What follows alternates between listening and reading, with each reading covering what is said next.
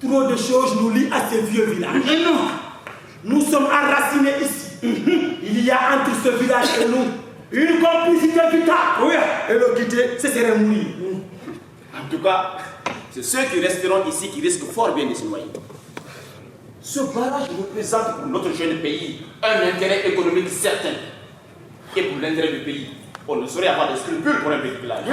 Commandant, c'est individu par individu, village par village, ville par ville, qu'un pays est constitué. On ne peut pas ne pas compter avec le chef. Le monde s'en va à la vitesse de la flèche que le chasseur tape. Nous ne pouvons plus nous permettre d'aller au rythme de l'escarboucle. Et ceux qui vont à la vitesse de la flèche voudront aller de plus en plus vite.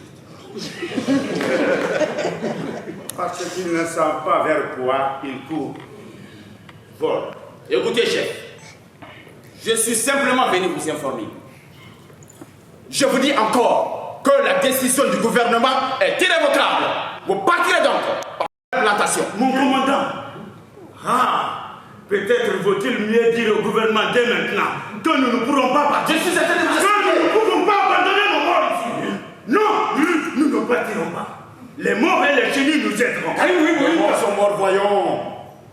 Quant aux génies, les ingénieurs,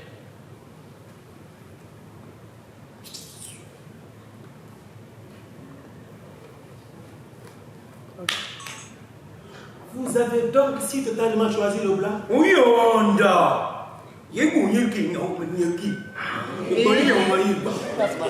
Commandant, il est dans la destinée de tout peuple de perdre une bataille, mais non de se perdre lui-même. Nous sommes en train de nous perdre entre les génies et les blancs. Vous, notre avenir, êtes en train de choisir le blanc. Nous autres vieux, nous savons que les blancs ne peuvent pas remplacer les génies. Ils ne peuvent pas triompher de non plus. Nous avons cet espoir tant que nous respecterons les morts et les génies. vous ignorez trop les problèmes du monde actuel pour voir les choses comme nous autres les voyons. Je n'ai pas le temps de vous expliquer.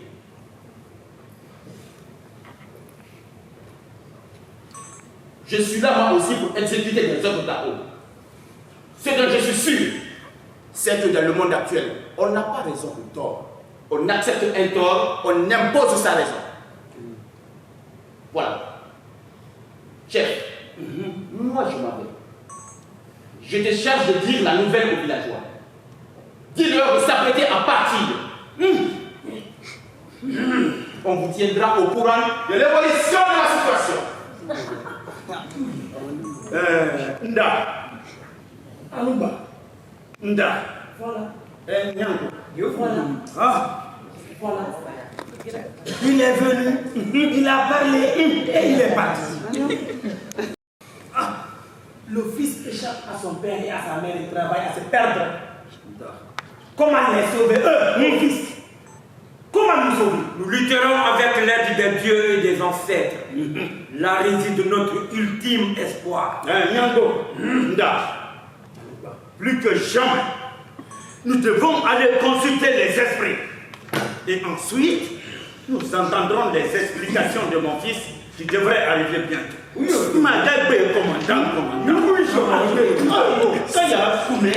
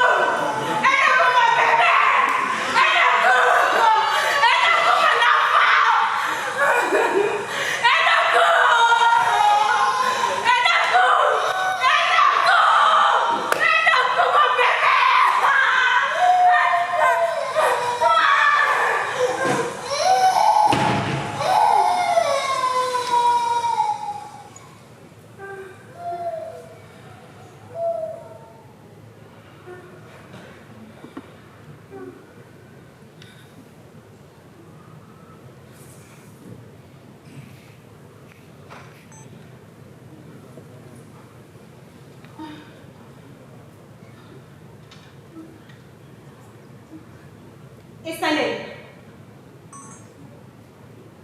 Essané.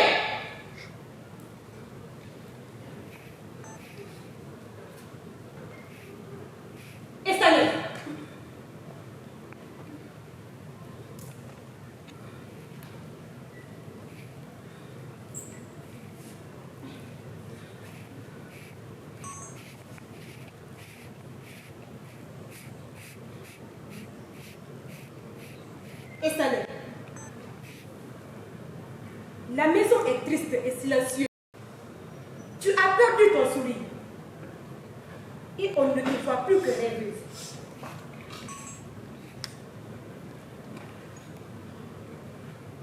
Et Salé, est-ce le retard de Ndouba qui te met dans cet état?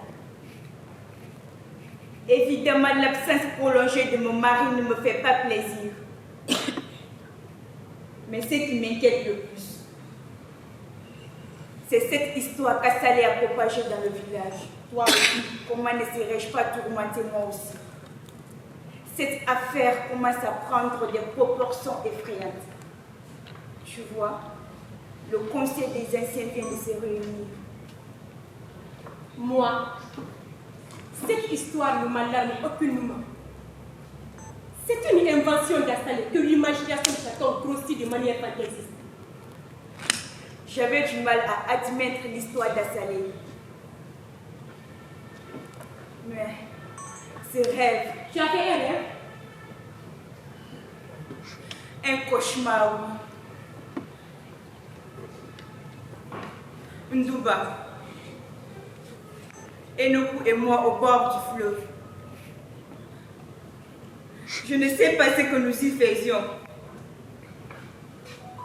Et puis brusquement, un vent violent